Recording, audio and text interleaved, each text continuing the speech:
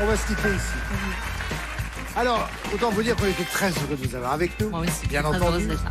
Que vous repartez quand avec la somme de 5 700 €. Et ça n'est pas tout. Un petit cadeau en plus. Regardez. Partez skier et surfer à Risoul 1850, station d'altitude des Alpes du Sud. Risoul, la plus intime des grandes stations. Voilà, bonne chance pour la suite de votre carrière.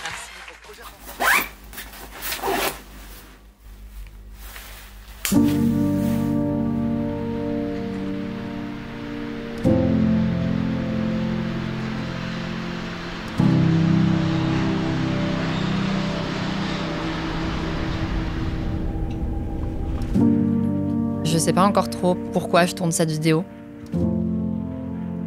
J'imagine que dans d'autres circonstances, ça aurait pu être des adieux, mais il faut quand même être sacrément dramatique pour faire une vidéo qui commence par « Si vous voyez cet enregistrement, c'est que je ne suis plus de ce monde. » Et je suis quelqu'un de relativement dramatique, mais pas comme ça. Alors si vous voyez cette vidéo, c'est que je suis en vie et que je compte le rester pendant encore un petit moment. Pour le meilleur et pour le pire. Jusqu'ici, j'ai eu pas mal de pires, donc avec un peu de chance, il me reste beaucoup de meilleurs. Mais c'est important pour moi de montrer aussi quand ça va pas. Parce que si bien ma vidéo sur mon burn-out que celle sur l'amour, c'est celle sur lesquelles j'ai eu le plus de retours de gens qui m'ont dit que ça les avait aidés. Ils s'étaient retrouvés dans ce que j'avais vécu et dans les mots que j'avais réussi à poser dessus. Et je crois que c'est ça que j'ai envie de faire aujourd'hui. Une vidéo où je me livre un peu plus, où je montre autre chose que la lésine souriante de la télé. Et une vidéo dans laquelle les gens pourront peut-être se retrouver, même s'ils ne partagent pas mon handicap social. Pour les gens qui ne le savent pas, j'ai un certain nombre de diagnostics psy, dont je ne vous ferai pas la liste exhaustive. Il faut savoir que ces diagnostics, c'est des cases qui ont été créées de manière empirique, et j'y suis pas particulièrement attachée. Donc si demain on créait de nouvelles classifications avec des nouvelles cases plus pertinentes, je verrais pas de problème à les utiliser. En attendant, je parle souvent de mes diagnostics d'autisme et de dépression chronique, parce qu'à l'heure actuelle, c'est ceux qui me permettent le plus de donner une idée générale aux gens de comment je fonctionne. Mais comme je le disais, c'est pas pour ça que d'autres gens pourront pas se retrouver dans ce que je veux dire, parce que je pense que c'est une expérience relativement universelle de se prendre un râteau, ou juste d'être triste ou découragé si l'amour c'est pas quelque chose qui vous intéresse. Et ça vous donnera, j'espère, une idée de ce que c'est que d'être une personne avec un cerveau daubé du cul, pour utiliser un terme scientifique, une déviante. Je trouve quand même important de préciser que ce sera jamais non plus une image 100% fidèle de qui je suis dans le privé.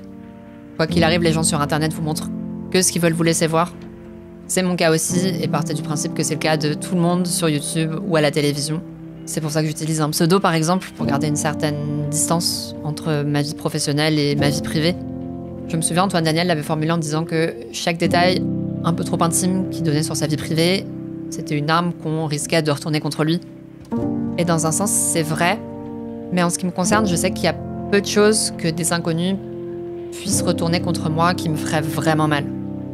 Pour avoir un compte Twitter avec un peu de visibilité, il y a des gens qui me disent des horreurs dessus tous les jours et ça me fait vraiment l'effet d'un moucheron, quoi. C'est chiant, mais il en faut vraiment beaucoup pour m'abattre. C'est plus une question de quantité que de ce qu'on me dit. Les seules personnes qui peuvent vraiment me faire du mal de façon individuelle, c'est les gens que j'aime. Parce que je me rends vulnérable, parce que j'ai envie de leur faire confiance. Et il y a quelques mois, je me suis rendue très vulnérable pour quelqu'un et j'en paye encore le prix aujourd'hui.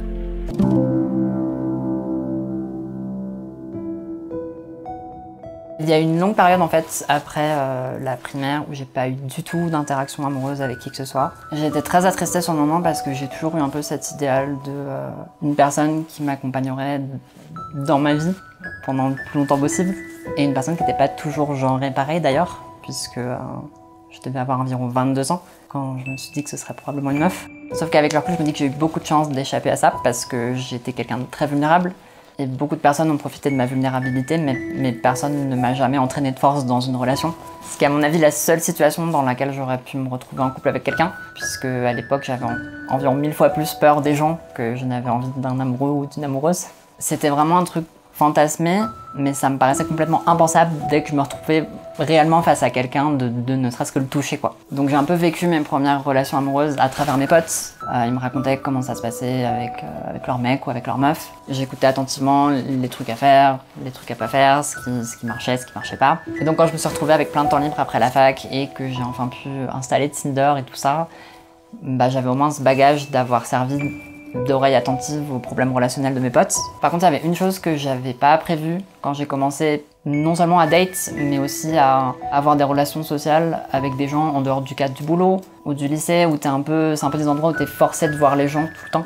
Ce que j'avais pas prévu en fait, c'est que c'est rare que les gens t'envoient chier de manière très ouverte, comme ça pouvait être le cas en primaire, où je veux pas être ton copain, des trucs comme ça quoi. Et t'as beau faire tous les efforts de communication du monde avec les personnes avec qui tu sors ou même avec tes potes pour leur dire que s'ils veulent plus te parler, c'est ok, ils ont juste à le dire, tu vois. Même à l'écrit, s'ils n'arrivent pas à le dire à l'oral, parce que je peux comprendre que ce soit difficile, t'auras toujours des gens qui seront pas capables de le faire, qui seront pas capables de dire j'ai plus envie de te parler, j'ai plus envie de te voir et tout ça quoi. Quel que soit le niveau de précaution que tu prends par rapport à ça avec la personne. Moi-même, ça m'est déjà arrivé de me mettre des râteaux et genre je comprends l'envie de juste ghoster la personne, même si je l'ai jamais fait et je pense pas que je le ferai un jour. Je peux comprendre que tu le fasses dans une situation où tu te sens en danger. Et donc au début quand les gens me disaient « Ah non, désolé, je suis occupée et tout », plusieurs fois de suite, je me disais bêtement, naïvement que c'est juste que la personne elle est très occupée quoi. Je comprends tellement. Je comprenais pas que c'était la manière socialement acceptable de dire « Désolé, j'ai plus envie de te voir ». Et puis bon, quand même, au bout d'un moment, à force de me faire ghoster, j'ai fini par comprendre ce que ça voulait dire. Et même si je préférais toujours que les gens me le disent clairement, je fais avec, quoi. Parce que j'ai appris que c'était comme ça. Et puis, jusqu'à ce que je rencontre quelqu'un qui savait vraiment pas gérer ça. Et je l'ai très mal vécu. Je crois que c'est quelqu'un qui était incapable de dire des choses qu'elle jugeait négatives aux gens, ce qui, comme vous pouvez l'imaginer, n'était pas toujours facile à vivre pour elle. Il m'est arrivé aussi de pas savoir dire non dans des situations dans lesquelles j'aurais aimé être capable de le faire et ouais. Je voyais bien qu'elle avait du mal à poser ses limites avec ses amis, avec son travail, avec sa famille et je la soutenais comme je pouvais avec ça à mon échelle. Vous allez me dire la seule chose à faire c'était de partir et vous auriez raison. Sauf que sur le coup, à côté de ça, il y avait une illusion de communication qui était parfaite. Et là, on rejoint un des points de ma vidéo sur l'amour. C'est ce besoin d'être comprise. Or, j'ai rarement eu autant l'impression d'être comprise que par cette personne. Et quand on a une vie comme la mienne, un dossier chargé, pour reprendre les mots d'un de mes psychiatres, c'est trop précieux d'avoir quelqu'un comme ça. Le nombre de coïncidences sur nos vies était absurde. J'ai rarement eu aussi peu besoin d'expliquer mes références ou mes blagues. Rarement fini les phrases de quelqu'un à ce point. Alors quand elle me disait qu'avec moi, c'était différent et qu'elle ne mentirait jamais, naïvement, j'y croyais. Avec le recul, je me rends compte qu'on était un peu à deux extrémités de la neuroatypie, où d'un côté, j'avais presque laissé tomber les relations sociales parce que j'y arrivais pas du tout, et de l'autre, elle qui dépensait une énergie incroyable pour masquer et pour apprendre à tout prix à sociabiliser. Alors je me suis dit que si ça se trouve, tout le monde avait cette impression-là avec elle, qu'elle s'adaptait aux gens, qu'elle les rendait spéciaux sans jamais vraiment laisser voir ce qu'elle pensait à l'intérieur. Et c'est effectivement ce qui est ressorti de mes discussions avec d'autres personnes qu'elle a coupées de sa vie du jour au lendemain sans explication. On est allé jusqu'à me la décrire comme une sorte de caméléon avec des comportements manipulateurs, mais qui en même temps se laissait facilement manipuler par son entourage pour se dédouaner de ses comportements malsains. Je serais incapable de dire à quel point c'est le cas, mais sans grande surprise, elle m'a menti. Beaucoup. Quand je relationne avec quelqu'un, je rappelle toujours à la personne qu'elle ne me doit pas d'affection, qu'elle ne me doit pas sa présence ou quoi que ce soit, qu'elle me doit juste d'être honnête sur ses sentiments. Parce que comme je l'ai dit souvent, ma capacité à lire les gens s'arrête là où commence la télépathie. Mais j'ai pas eu droit à ça. Et je suis pas sûre de vouloir essayer de continuer à connecter avec des gens dans un monde où je t'aime de tout mon cœur et j'ai envie que tu sois dans ma vie et il nous reste plein de beaux moments à vivre ensemble. Ça peut vouloir dire je te trouve gênante et je veux plus jamais que tu m'adresses la parole. J'ai fini par prendre l'habitude que les gens me trouvent bizarre ou cringe, voire qu'ils aient peur de moi quand ils me connaissent pas bien. Pas dans le sens où ça me gêne plus, mais dans le sens où ça me surprend plus trop. Parce qu'on nous apprend depuis la naissance qu'il faut correspondre à une norme et que tout ce qui sort de cette norme, il faut soit s'en méfier, soit s'en moquer, soit le corriger dans certains cas. Donc quand c'est de la part d'inconnus, je peux comprendre, tu vois. Mais quand c'est de la part d'une personne qui, en tout cas, se prétendait comme moi et avec qui on a parlé pendant des heures jusqu'au bout de la nuit, quelqu'un qui m'a avoué avoir regardé toutes mes vidéos avant notre premier date parce qu'elle me disait qu'elle crochait sur moi, y compris donc celle sur l'amour et sur le besoin de communication et sur la peur d'être de trop. Quelqu'un avec qui on a longuement parlé de ses problèmes d'inaptitude sociale. Des fois, j'ai juste plus jamais envie d'adresser la parole à quelqu'un, en fait.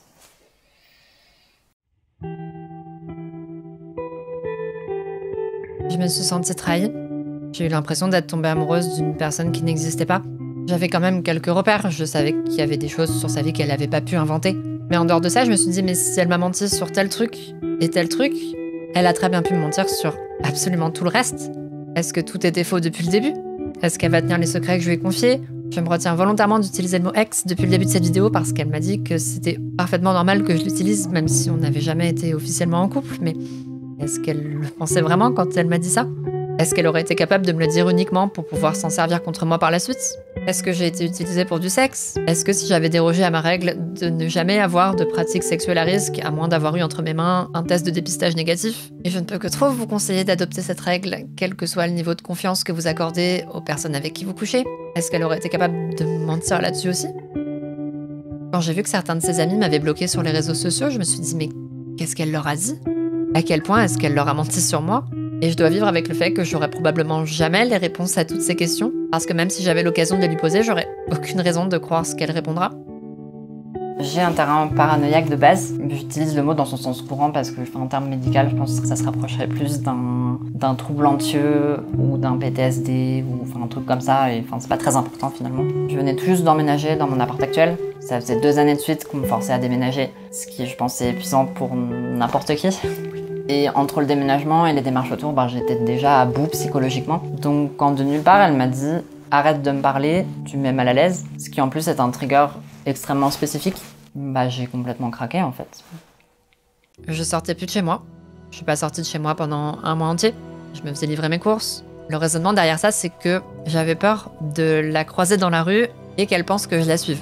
Une peur qui était pas si irrationnelle que ça parce que je l'avais croisée par hasard dans la rue 1 mois plus tôt. Après ça, j'ai eu mes punaises de lit, qui sont quand même connues pour causer de l'anxiété à des personnes qui n'en font pas. Donc je vous laisse imaginer l'état de stress dans lequel j'étais. Et en plus de ça, j'ai jamais eu droit à ma clean cut. Ça, c'est un truc que j'ai fini par intégrer. C'est que pour aller mieux, après un échec amoureux, j'ai besoin de faire comme si la personne n'existe plus. Je veux plus aucune nouvelle ni rien. Or, c'est une personne qui a été un peu médiatisée à ce moment-là, ce qui a fait qu'à plusieurs reprises, je me suis retrouvée face à des photos ou à des vidéos d'elle à des endroits complètement random. Encore aujourd'hui, il se passe pas une semaine sans que j'entende parler d'elle d'une manière ou d'une autre sur les réseaux sociaux, même en l'ayant masquée. Même quand c'est d'autres gens qui se plaignent de la voir partout alors que ça les intéresse pas, pour moi le résultat est le même. La première fois que je me suis forcée à ouvrir une appli de rencontre après ça, c'est le 2e profil sur lequel je suis tombée. Donc il y avait un peu ce truc de t'es tranquille nulle part. Je le gère quand même mieux aujourd'hui. Il y a encore tout un quartier de ma ville que j'essaye d'éviter, que j'appelle la danger zone, mais ça reste gérable. J'ai encore des bouffées d'angoisse quand je vois des gens interagir avec elle sur les réseaux, mais plus au point de devoir me médicamenter quand ça arrive. Sauf que comme à chaque fois que je réagis aussi violemment à quelque chose et de manière aussi durable, à la douleur vient se rajouter quelque chose dont j'ai déjà parlé dans ma vidéo sur l'amour, c'est le fameux « passe à autre chose », qui revient littéralement à dire « arrête d'être triste », qui pour le coup est une phrase qui a été très largement moquée ces dernières années parce que ça fonctionne pas comme ça. Évidemment que je choisirais de pas être triste ou angoissée si je pouvais. Évidemment que je choisirais d'arrêter de ressasser tout le mal qu'on m'a fait ou de tomber amoureuse de gens qui n'en ont rien à faire de moi.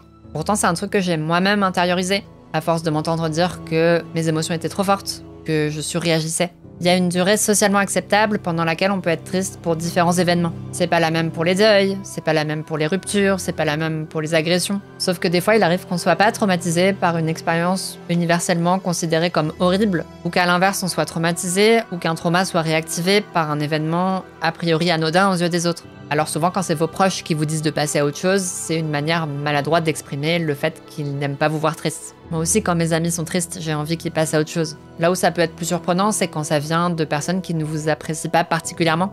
Que ce soit sur internet ou ailleurs, j'ai reçu dans ma vie des faux passer à autre chose de personnes indifférentes vis-à-vis de moi, voire de personnes qui ne m'aimaient pas. Et au début, je comprenais pas, je me disais, mais c'est de la méchanceté gratuite. Puis j'ai réfléchi, et je pense que c'est parce qu'accepter que quelqu'un puisse souffrir démesurément d'une situation, c'est accepter que nos actes puissent avoir des conséquences, et des conséquences qui sont pas forcément proportionnelles à ces actes. Il y a un truc qui est arrivé il y a quelques mois, un truc qui est assez violent pour moi, mais je pense n'importe qui, dans les gens qui étaient là, c'était quelque chose d'assez anodin finalement. Ouais. J'ai eu 2 copains, une copine et un copain, qui sont rentrés en conflit pour une bricole. En gros, la copine avait un chagrin d'amour, et elle avait du mal à en parler à certaines personnes, et c'était pas contre les personnes, c'était que c'était tellement quelque chose qui lui pesait sur le cœur que c'était difficile de l'aborder. Ouais. À ce moment-là, on était en espace de vie commun, et elle voulait me parler de cette histoire de cœur. L'autre copain est passé, a demandé s'il pouvait aider. Ma copine étant autiste, s'est murée dans du mutisme elle a pas su répondre, elle pouvait pas. Donc il l'a mal pris, et en fait, ma copine et moi, on s'en est pris plein la gueule. Et dans les choses qu'il a dites qui m'ont fait beaucoup de mal. Et c'est fou parce que tu sais, là je t'en parle, j'ai l'impression que c'est rien. Ouais. mais ça comme un trauma. Des fois, ça tourne en boucle dans ma tête et ça me fait vraiment mal. Ça fait la même chose aussi. Et en gros, il m'a dit que mon comportement en société, je sais pas si c'est le bon terme, en gros, quand il y a du monde, il m'a reproché d'être un mâle alpha. Ce que j'ai très mal vécu. Parce que j'étais au tout début de ma transition, avec beaucoup de questionnements, avec beaucoup de craintes. Je me prends dans la tronche que je suis un mâle alpha. Je l'ai pas bien vécu. Et après cette histoire-là, en plus de ça, il en a parlé sur ses réseaux, en déformant la réalité et en me faisant passer pour quelqu'un que je suis pas. Et ça m'a vachement blessé parce qu'on est censé être dans le même bateau et on est censé se serrer les coudes. Et j'ai pas compris qu'il me fasse ça alors que pour moi je suis pas un ennemi, je suis dans son équipe quoi. Ça me fait très mal et c'est un truc auquel je pense régulièrement et j'en parle souvent avec la copine en question, elle est aussi très traumatisée de ce qui s'est passé. Avec tout ça se pose la question de la responsabilité. Pour ce qui est de mon histoire, il y a des jours où je me réveille et je me dis que tout est de ma faute, de pas avoir suivi les red flags que j'ai pourtant appris à repérer dans toutes mes autres relations ratées. Parce que bien que ce soit une personne en apparence brillante, intellectuellement et professionnellement, c'est une personne qui était extrêmement immature d'un point de vue émotionnel et je pense que j'avais les clés pour le voir. Et puis il y a des jours où je boucle sur les mensonges et je me dis que j'ai fait tous les efforts de communication pour les éviter et que j'ai pas mérité ça. Mais finalement, je crois que c'est pas très important de distribuer les torts. Ce qui est important là, tout de suite pour moi, c'est d'aller mieux. Et j'ai compris quelque chose récemment grâce à mes amis par rapport à cette situation, mais aussi par rapport à toutes les autres. C'est que c'est pas parce que je sais pourquoi les gens qui m'ont fait du mal m'en ont fait. C'est pas parce que je sais à quel point on leur en a fait aussi. C'est pas parce que j'ai pas envie qu'ils soient punis pour ce qu'ils m'ont fait que j'ai pas le droit de leur en vouloir. C'est loin d'être toujours pertinent d'exprimer notre colère aux gens qui nous la causent, mais c'est pas pour autant qu'on n'a pas le droit de la ressentir. Alors j'en veux à cet ex de m'avoir menti et de m'avoir fait du mal. J'en veux à mes autres ex qui m'ont fait du mal. J'en veux à la personne qui m'a agressée, même quand j'avais réussi à dire non. J'en veux à ma famille pour un certain nombre de choses.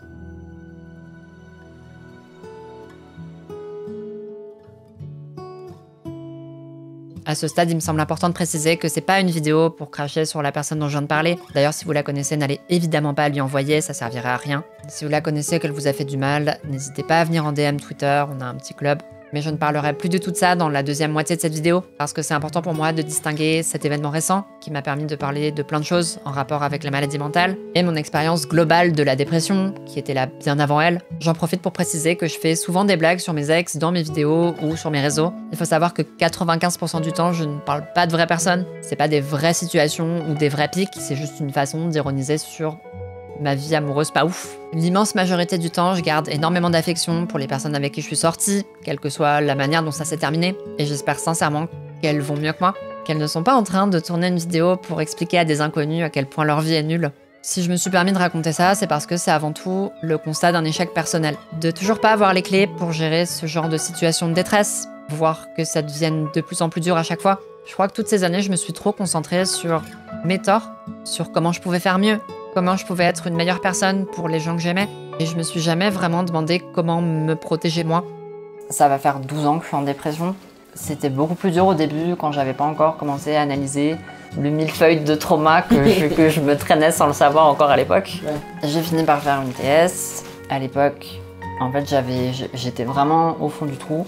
Et je savais pas comment faire pour le gérer, si tu veux, et c'était la seule solution que je voyais pour me sortir de ça, pour me sortir de cette détresse. Le fait est que je m'en suis sortie, le lendemain, on a quand même réussi à me reprocher de ne pas réussir à sortir de mon lit. On m'a traité de feignasse et tout ça, donc c'était vraiment un super moment.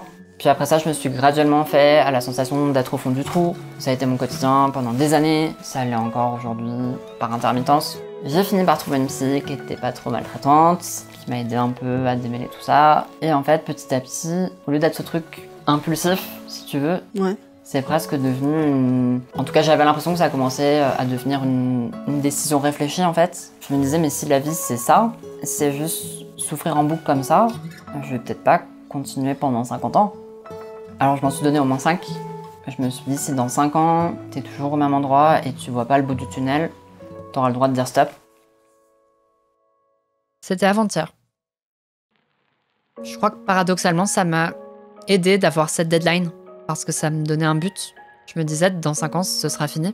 Et même si c'est pas un but qui est très sain, et que je conseille à personne, c'était toujours ça. Depuis, j'imagine que j'ai trouvé suffisamment d'autres buts pour continuer. Il y en a pas mal qui m'ont aidé à tenir jusque-là aussi. Il y avait Tout le monde a son mot à dire, par exemple. Je me suis inscrite sur un coup de tête et j'ai pensé quasiment qu'à ça pendant un mois pour m'éviter de penser au reste. Je me suis entraînée pour pas trop avoir l'air ridicule. J'ai appris plein de trucs comme les capitales, ou les noms des têtes dans les jeux de cartes, ou les présentateurs de France 2, ou les dates des signes astrologiques. Et le jour même, j'ai passé une journée extraordinaire. Tout le monde était adorable. Olivier et Sidonie adorables, toutes les personnes avec qui j'ai joué adorables, toute l'équipe adorable aussi. J'ai gagné 3 émissions. Je pensais pas arriver jusque-là et après coup, je pense que j'aurais pu en gagner plus si j'avais été moins fatiguée. Ils en tournent 10 par jour avec seulement 5 minutes de pause entre chaque, donc au bout de la 4e, ça devenait compliqué. J'avais très envie d'aller aux toilettes pendant la finale. Et le lendemain, ça m'a fait un peu comme un retour de colo. Pour les gens qui se font des amis en colo. Je me suis retrouvée toute seule chez moi après avoir focus là-dessus pendant 1 mois et avoir été le centre de l'attention pendant une journée, seule avec ma dépression et mes idées noires et mes crises d'angoisse. Alors peu après, il y a eu Starmania. C'est un opéra rock sur lequel une personne de ma famille faisait une hyperfixation quand j'étais petite. Moi, j'en connaissais 4 ou 5 chansons, comme beaucoup de Français, je pense, sans savoir forcément que ça venait de là. C'est en janvier 2022 que j'ai vraiment commencé à m'y intéresser et que j'ai écouté pour la première fois en entier la version de 79. Et je l'ai pratiquement écoutée 1 fois par jour après ça pendant des mois. Alors quand j'ai vu qu'il allait y avoir une nouvelle version à la fin de l'année, j'ai tout de suite pris des places en avant-première, en étant quand même un peu inquiète parce que des versions, il y en a eu plein, et certaines meilleures que d'autres. Et en fait, c'était absolument parfait. J'ai pleuré pendant tout le spectacle, puis j'y suis retournée quelques semaines plus tard, et j'ai pleuré aussi. Donc quand j'ai vu qu'il revenait l'année prochaine, en 2024, je me suis encore une fois jetée sur les places. J'en ai même pris une au premier rang sur une des dates pour la science. Et c'est devenu un de mes buts, ouais. Une raison de rester là. Je crois que j'aimerais bien que vous voyiez ma vidéo d'Halloween aussi. Ce serait dommage d'avoir travaillé dessus pendant des centaines d'heures sans pouvoir vous la montrer. Mais c'est vrai que c'est une vidéo plus ambitieuse que d'habitude, donc j'ai un peu peur de la réaction des gens. De manière générale, j'ai grandement perdu confiance en tout ce que je fais. Pour les raisons que j'ai évoquées tout à l'heure, qui ont aggravé ça, mais ça rejoint mon expérience plus générale de ce que le diagnostic d'autisme m'a permis le mieux de décrire. J'ai vraiment l'impression d'être à ma place nulle part. Quand j'étais petite et que j'essayais de sociabiliser, j'étais toujours celle qui tapait l'incruste. Et en fait, ça s'est jamais vraiment amélioré après l'école ou à la fac ou dans le monde du travail. Je suis celle pour qui on crée une 2e conversation de groupe sans moi. J'ai eu la preuve que ça m'est arrivé au moins 2 fois, et probablement plus. Il y a vraiment un nombre beaucoup trop grand de fois où je me suis rendu compte qu'il y avait des personnes que j'appréciais qui se sentaient mal à l'aise en ma présence en fait. Et de savoir que juste le fait d'exister et de rien dire, ça suffit à ce que des gens se sentent mal, bah c'est horrible. Oui. J'ai essayé de comprendre pourquoi. Je sais que j'ai une manière de m'exprimer qui est différente de la norme, parce qu'on m'a en partie diagnostiqué là-dessus. Mais j'ai eu beau étudier tout ça et faire des années de théâtre pour essayer d'apprendre à être quelqu'un d'autre, finalement, j'ai jamais réussi. Le logiciel est jamais rentré. Des fois, j'aimerais bien que les gens apprécient juste ma présence et le fait d'être à côté d'eux, même sans avoir besoin de parler, tu vois, juste ma présence. Ou lâcher une phrase de temps en temps, mais genre sans avoir l'impression qu'à cause de ça, les gens se rendent compte de ma présence tout d'un coup et s'arrêtent de parler. Enfin, ça m'est déjà arrivé aussi, c'est pas cool. On est un peu dans le même bateau par rapport à ça, quoi, parce que le cringe, en fait, il y a 2 écoles. Les gens, soit ils me trouvent génial, je sais pas, ils sont en mode oh waouh. Soit tu es si cringe que je préfère mourir que te devoir 1 seconde de plus dans mon champ de vision. Ouais. Les situations où je me sentais toujours un peu de trop, c'était dans les groupes, à l'école. Les Gobelins, c'est une école super prestigieuse, avec que des gens hyper talentueux. Et j'étais dans une classe de tueurs, concrètement, on était une vingtaine. Je crois que t'en avais 18 qui avaient déjà fait des projets, tu fais je vais aller m'enterrer sous une table là-bas. Et en fait, il y avait un truc horrible qu'on me faisait tout le temps. C'est des fois, on était en groupe, on parlait. C'est moi qui prends la parole pour parler dans le groupe. Les gens me regardent pendant que je parle et ils font oui, et donc... Ils font comme si j'avais pas parlé, ouais. C'est si horrible. T'as l'impression d'être moins que rien. T'as l'impression que tu ne vaux rien. Le pire, c'est quand j'essayais de rentrer dans la conversation, je rentrais dans la conversation sur le sujet de la conversation. Donc je me disais, j'ai bien fait les choses comme il faut. Ouais.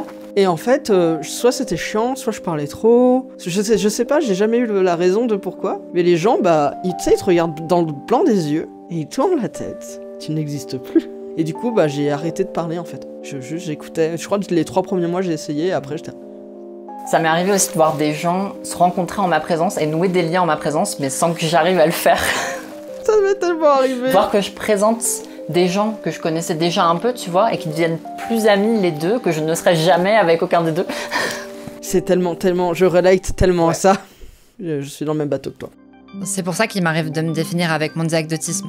C'est parce que si je devais être réunie dans une pièce avec plein de personnes qui ont une caractéristique en commun avec moi, ce serait avec des personnes autistes que je me sentirais le plus à ma place. Ça veut évidemment pas dire que je m'entendrais individuellement avec chacune de ces personnes. Il y a plein d'autres facteurs qui vont jouer là-dessus. Mais je crois que c'est le plus proche que je puisse me trouver d'un sentiment de communauté. J'ai pas cette impression-là avec les femmes. Quand je suis dans une pièce avec uniquement des femmes, je me sens mise à l'écart. C'est rare que je ressente vraiment cette sororité dont j'entends parler dans la littérature féministe. Il y a des interactions individuelles où je le ressens, où je me dis « Ah, cette interaction-là, elle a existé uniquement parce qu'on est deux femmes ». Ça peut être un regard de connivence dans une situation de danger ou un commentaire positif sur le vêtement, mais je ressens pas cette sensation de collectif. Je la ressens pas non plus dans le lesbianisme. Ces derniers mois, j'ai eu l'occasion de lire énormément de théories lesbiennes, d'histoires du lesbianisme, de journaux intimes ou de romans écrits par des femmes lesbiennes, surtout au 19 et 20e siècle. Et on y trouve beaucoup cette sensation d'échapper au monde des hommes par le lesbianisme. Sauf que toutes les fois où je me suis rendue dans des événements en non-mixité lesbienne, je me suis sentie à l'écart, pareil qu'avec des femmes. Et c'est facile quand t'es handicapé et que t'es la seule personne à porter un masque dans une pièce bondée en pleine pandémie,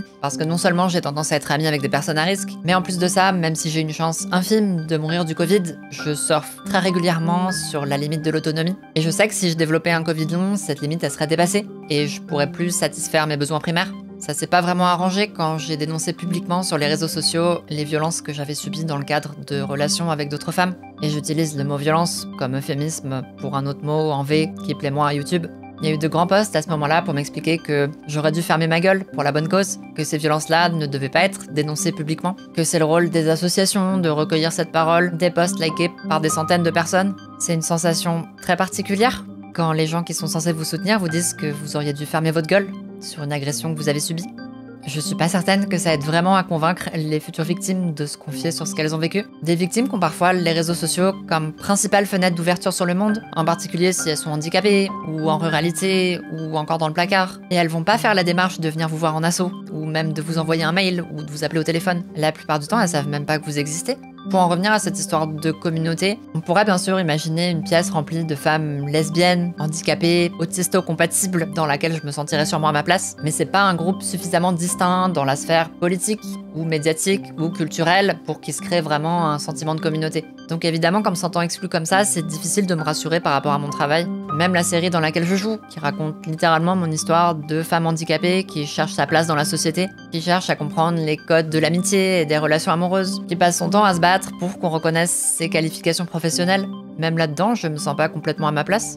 Quand j'ai expliqué à la prod que j'aurais aimé avoir plus de place pour exprimer mon expérience de cette situation à travers mon personnage, j'ai cru comprendre qu'ils s'étaient pas intéressés. Je m'entends extrêmement bien avec toute l'équipe et c'est toujours un plaisir de les retrouver. Et je salue tous les efforts qui ont été faits pour utiliser le vocabulaire adapté et une certaine rhétorique militante dans la série. Mais ça reste douloureux de voir des gens, d'une certaine manière, s'approprier mon histoire en n'y étant que très marginalement incluse. Alors je fais ces vidéos-là pour montrer quasi bénévolement ces difficultés-là et le désordre qu'il y a dans ma tête et cette impression de pas être à ma place dans les relations humaines.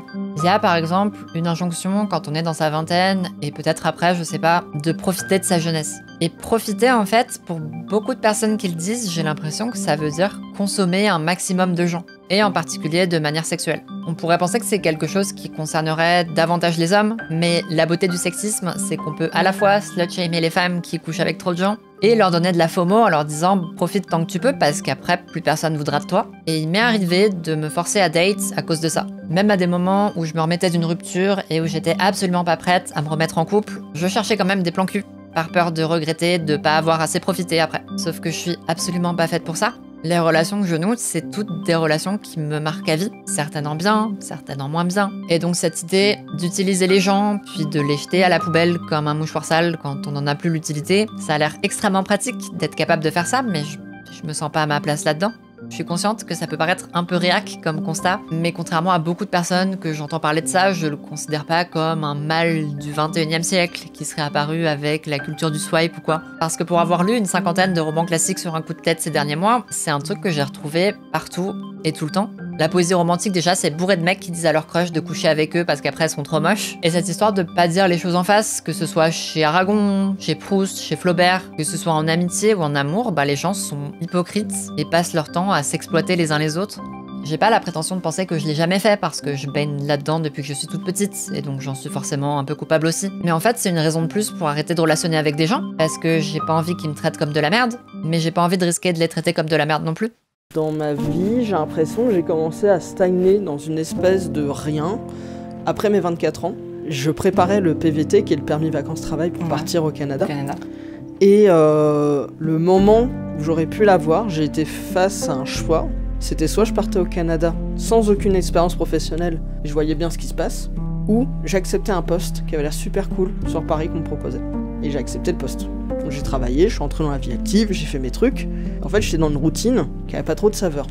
Les seuls trucs qui me donnaient de l'espoir ou une raison de me lever le matin, c'était YouTube, parce que je faisais ce que je voulais, et c'était super grisant, quoi. Après, j'ai vécu plusieurs années un peu en oula, j'ai connu la dépression très forte, parce que je suis dépressif depuis mes 21 ans, un truc comme ça. Là, j'ai eu des gros pics, j'ai eu beaucoup de décès autour de moi. J'ai rompu avec une des personnes que j'aimais le plus au monde, mais je me suis rendu compte que je l'aimais en tant qu'ami, pas comme amoureux, mais c'est pas si grave parce que maintenant c'est mon meilleur ami, donc voilà. Et en fait, j'avançais, mais j'avais pas de but, juste j'avançais. Et il y a un moment où j'avançais plus vraiment, juste j'attendais que ça passe.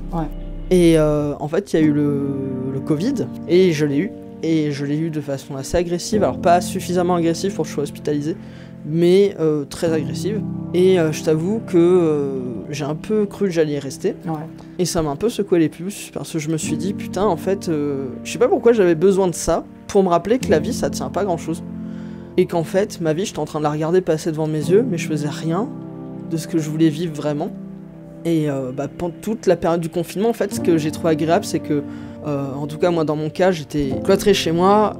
En plus, on avait plus internet là, chez moi, donc j'étais vraiment avec moi-même, face à moi-même. Et du coup, là, mon cerveau, il tournait. Et normalement, je le laisse pas tourner parce que ça fait mal et que t'as des idées qui peuvent être un peu perturbantes ou embêtantes. Et là, en fait, je me suis dit non, il faut que je les confronte, ces idées-là. Et ces idées-là, c'était est-ce que je veux toujours partir vivre au Canada?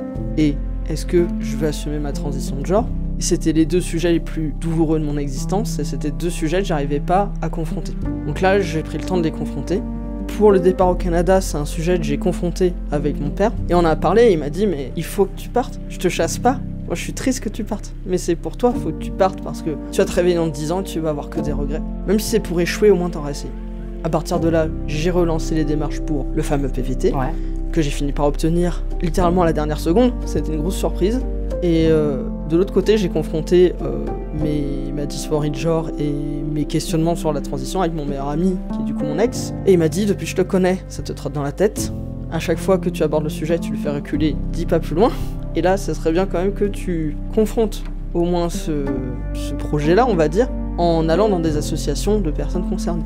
Donc j'ai pris rendez-vous chez Accept ST, qui est une association qui aide les personnes trans et les travailleuses du sexe et les travailleurs du sexe, etc. On a discuté avec une personne qui nous a dit « Je pense que la réponse, vous la connaissez, mais que vous voulez pas la voir. » Parce que moi, j'ai 30 ans passés, et je me dis... Dans ma tête, j'étais persuadé qu'on pouvait plus transitionner à partir d'un certain âge. Je me dis, j'ai 31 ans, je peux pas faire de transition. C'est pas bien, je vais tomber malade, je vais pas supporter les opérations, ni le traitement, je peux pas le faire. C'est trop bizarre socialement, je peux pas faire ça. Et en fait, je me suis dit, ouais, mais ça, c'est... Tu penses pas à toi, tu penses à la réaction des autres. Tu penses pas à toi. Quelle réaction ça te ferait d'être toi? Et quand j'y pensais, je me mettais à sourire tout seul dans la rue. Quand je pensais à la mammectomie, qui est un truc qui, je pense, tu poses la question à n'importe quelle femme cis, on va te couper les seins, je pense qu'elle n'est pas bien. Et moi, quand je pensais à on va me couper les seins, je souriais à pleines dents dans la rue comme ça. J'ai rencontré des personnes trans avec qui j'ai parlé de ça. Ça m'a rassuré, ça m'a aidé, ça m'a donné beaucoup d'espoir, ça m'a soulagé. Et je me suis dit que en fait, j'avais le droit de le faire, peu importe mon âge et peu importe mon état de santé. Il fallait juste prendre en compte, oui, qu'il y aurait des difficultés, mais que ça veut pas dire que c'est impossible. Et du coup, j'ai eu ces deux portes-là qui se sont ouvertes d'un coup. Et là, j'ai vu la lumière, quoi. Enfin, j'ai fait putain, en fait, je vais vivre vraiment. Et je vais plus être dans cette espèce de... d'attente. Tu sais, j'ai l'impression d'être comme dans un pylône gelé, comme un mammouth. Et que j'attendais qu'il y ait la fonte des neiges, mais il n'y a pas... Et je me dis putain c'est fou, je vais vivre tout ça. Et là je relance ma vie, et c'est même plus que ça, c'est pas relancer ma vie, j'ai l'impression que je vais vivre vraiment ma vie, tu vois. La vie que j'aurais dû avoir depuis le début. Et ça fait super peur, mais en même temps c'est trop bien. J'ai hâte. Personnellement je suis ok avec mes seins. Et j'aime vivre à Paris, donc il faut que je trouve autre chose. Ça fait depuis le collège que je rêve de quelqu'un pour m'accompagner dans la vie. Et des personnes qui m'accompagnent, j'en ai, et heureusement, c'est mes amis. Sans eux, je serais plus là. Je suis moins malheureuse grâce à eux, et je les remercie pour ça. Mais ceux qui ont vu ma vidéo sur l'amour savent que ça suffit pas à me rendre heureuse. La seule chose que j'ai trouvée depuis ma naissance qui me rend véritablement heureuse, c'est d'être en couple. Et c'est vraiment pas faute d'avoir cherché d'autres solutions. Alors décider de rester en vie, mais de ne plus sortir avec des gens, c'est me préparer à l'idée de potentiellement ne jamais être heureuse. Et c'est pas très facile à accepter. Mais je peux pas continuer à foncer tête baissée dans des relations et en ressortir un peu plus détruite à chaque fois. Alors on verra. Comme je vous le dis, c'est des vidéos pour vous donner un aperçu de mon état d'esprit à un certain moment donné de ma vie. Donc si ça se trouve, je vous en ferai une dans quelques années avec ma femme et nos 3 enfants. Mais pour l'instant, je vais essayer de me remettre de cette année qui vient de se passer, de finir les projets que j'ai commencés, ma chasse au trésor, ma vidéo d'Halloween, mes 4 romans en cours d'écriture. Comme j'ai dit tout à l'heure, j'ai envie que vous les voyiez en fait. J'ai envie qu'ils rendent les gens un peu heureux, ou juste qu'ils leur permettent de penser à autre chose pendant un moment. Les aider à tenir, à mon échelle. J'avais pas prévu d'être en vie aujourd'hui. Est-ce que tout ce que je fais à partir de maintenant, c'est pas un petit peu du bonus finalement? Je suis comme une série qui vient d'être renouvelée après avoir fini un arc principal. Peut-être que la prochaine saison sera nulle. Peut-être que le reste de ma vie sera la saison 8 de Charmed. Au moins, il y a des personnages que je serais contente de retrouver. Et puis peut-être que je réussirai enfin à être heureuse. J'espère que vous y arriverez aussi, si c'est pas déjà le cas. Je nous le souhaite. Mais ça, vous pouvez pas le savoir si vous partez. Ce serait dommage de vous faire spoiler quand même. Alors pour reprendre les mots du célèbre chanteur... Attends, c'est Vianney, je crois, qui écrit ça. Alors pour reprendre les mots du célèbre groupe Boulevard Désert featuring Vianney, reste encore un peu.